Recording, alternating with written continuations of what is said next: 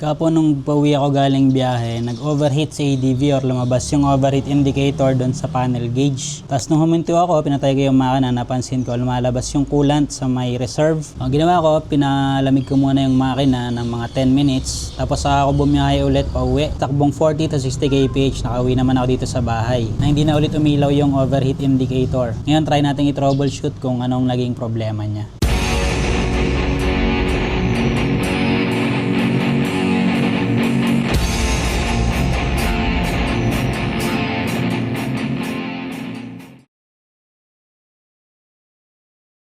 Dito lumalabas yung coolant kahapon kasi dito tumutulo. Wala namang leak sa mga hose. Sa radiator wala ding leak ako nakita. Itong water pump wala din akong leak na nakita. Tapos hindi naman parang sunog yung mga pinagdikitan niya. ECT sensor hindi ko pa alam kasi kailangan ng diagnostic tool niyan para ma-check mo kung okay siya or hindi. Ito namang thermostat wala namang leak. Walang butas akong nakita sa mga hose. Ito. Sa afternoon pinalamig ko muna yung makina. Tapos chinek ko naman yung engine oil kung naghalo ba yung coolant sa langis. So okay naman siya, hindi siya nagalo. Ibig sabihin, possible na hindi singaw yung gasket natin, yung head gasket. Next ko naman na chinek nung malamig na yung makina is itong takip ng radiator.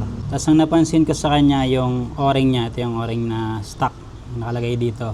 Napingas siya, ayan.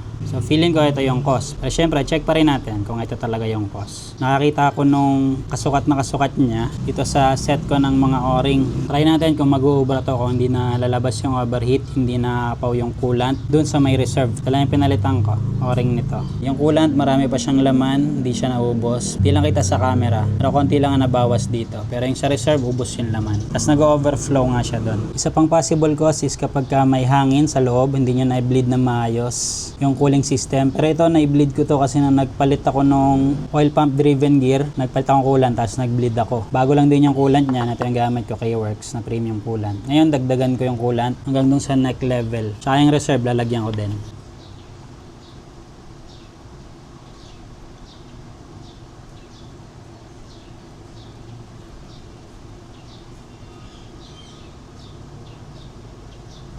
Yan, puno na kaagad. Konti lang talaga yung nabawas. Lagyan din natin yung reserve hanggang dun sa guhit sa may upper level.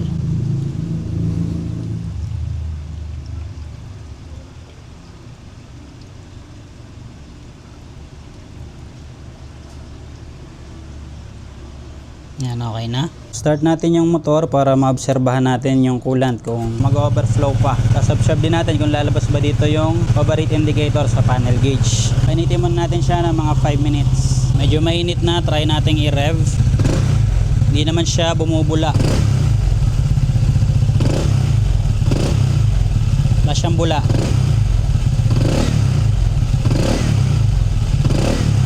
Hindi putok yung head gasket natin. Pinatay ko muna, kabit muna natin tong radiator cap na pinalitan ko na ng o-ring. 10mm socket. Tapos sagad lang natin yung sara.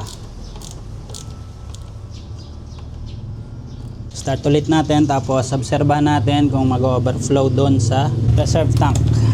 Mga 20 minutes na siguro naka-idle pero hindi pa rin siya umaapaw dito. Tapos walang overheat indicator doon sa taas. Then itong hose sa ilalim ng radiator, yung pabalik, medyo mainit na siya. Hindi sobrang init kagaya ng taas pero warm siya. Posible na okay pa rin yung thermostat natin. Pero i-observe natin muna yan. Gagamitin ko muna sa ADV. Tingnan ko kung mag-overflow ba doon. Tapos kung lalabas pa rin yung overheat indicator. Pinalitan lang natin yung dito sa radiator cap. Yung o-ring niya na nawalwal.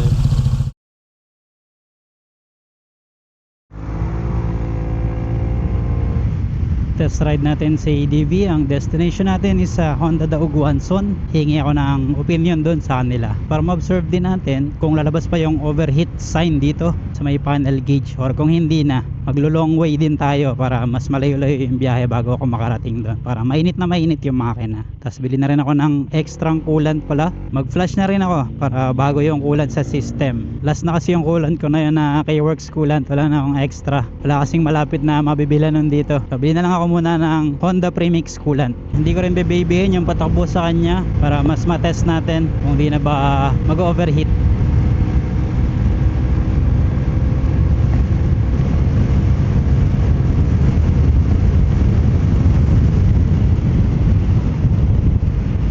problema ko lang malamig yung panahon ngayon. Pero init pa rin naman yung makina. Bilisan ulit natin takbo para mas suminit yung makina talaga.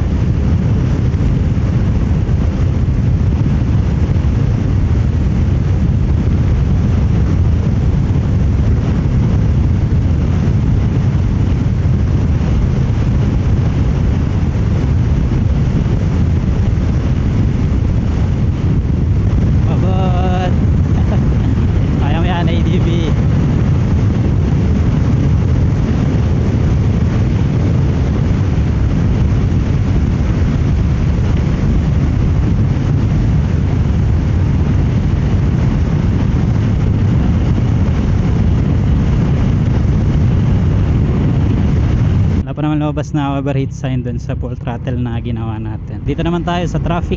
Hindi masyadong matraffic ngayon dito, pero okay lang yan, may mga traffic pa naman dun bago tayo dumating ng Honda Guanzon. Pagdating natin dun pala, check muna natin kung nag-overflow ba yung coolant dun sa may reserve, tapos ng temperature ng hose nung papunta sa thermostat, tsaka yung pabalik sa radiator. Pero so far wala pa rin nakailaw na overheat. Doon na tayo sa may Honda Guanzon. Break time yata sila. Check muna natin yung condition. Yung reserve natin hindi naman siya umapaw, same pa rin yung level niya.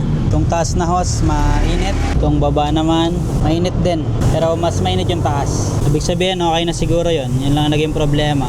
Pero i-observe ko pa ulit. Ito ulit natin para sigurado.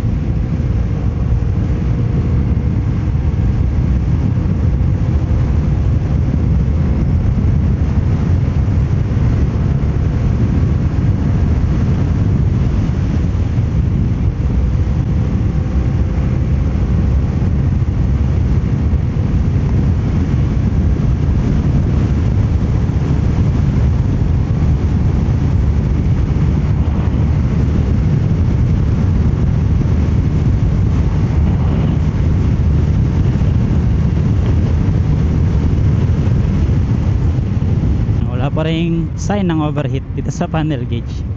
Safe. Pauwi ko lang, check natin yung condition. Ganun pa rin siya, hindi tumaas, walang overflow, tapos walang overheat indicator dun sa panel gauge. Ito lang talaga yung naging problema niya. Pero syempre, observe pa rin natin para sigurado. Ito kasi yung nagsiseal doon sa radiator cap para i-hold niya yung pressure nung coolant pag sobrang init na. Pag may damage to, makakawala. Hindi niya ma-hold yung pressure. Itatapon niya nga papunta dito sa may reserve. Kaya siya nag-overflow dyan. Yan, isa yan sa cause ng overheating na nag-overflow nga doon sa may reserve. Radiator cap o ring.